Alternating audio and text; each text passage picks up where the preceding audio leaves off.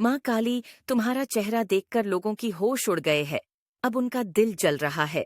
मेरे बच्चे लोग तुम्हें हताश करने का प्रयास कर रहे हैं।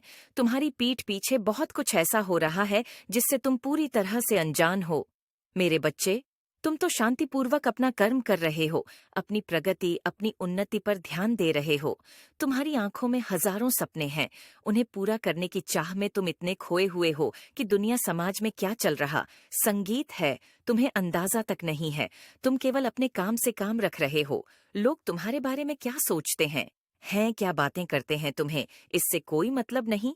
संगीत है, परंतु क्या तुम जानते हो, तुम्हारी यह व्यस्तता कुछ लोगों को परेशान कर रही।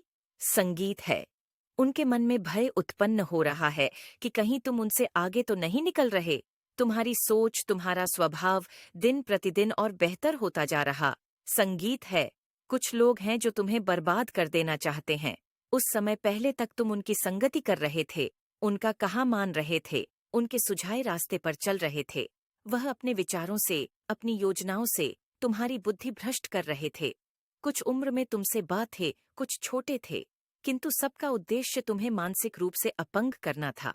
तुम्हें अपना भविष्य जलाते देख वह अत्यंत प्रसन्न थे, किंतु कुछ समय से उनकी प्रसन्नता कहीं खो गई है।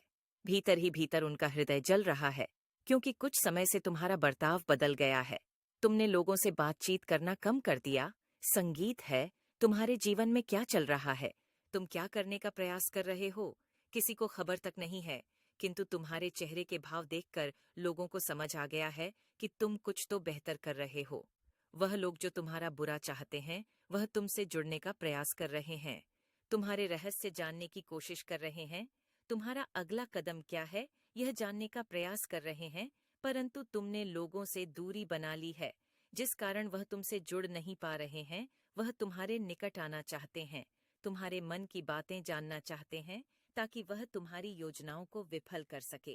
परंतु उनकी सारी कोशिश व्यर्थ जा रही है। तुम्हारे जीवन में क्या चल रहा है, इसका उन्हें अंदाजा तक नहीं है। इसलिए वह तुम्हारा राज जानने के लिए बहुत बड़ा खेल खेल रहे हैं। वह लोगों से तुम्हारे बारे में अभद्र बातें कर रहे हैं, तुम्हारी बदनामी कर रहे हैं, ताकि तुम क्रोध में आकर कोई ऐसा कदम उठाओ, कोई ऐसी बात कहो जिससे उन्हें तुम्हारी गतिविधियों का पता लग सके। मेरे बच्चे, इस संदेश के माध्यम से मैं तुम्हें सावधान करने आई हूँ। कोई तुम्हें कितना भी उकसाने का प्रयास करें, तुम शांत रहना।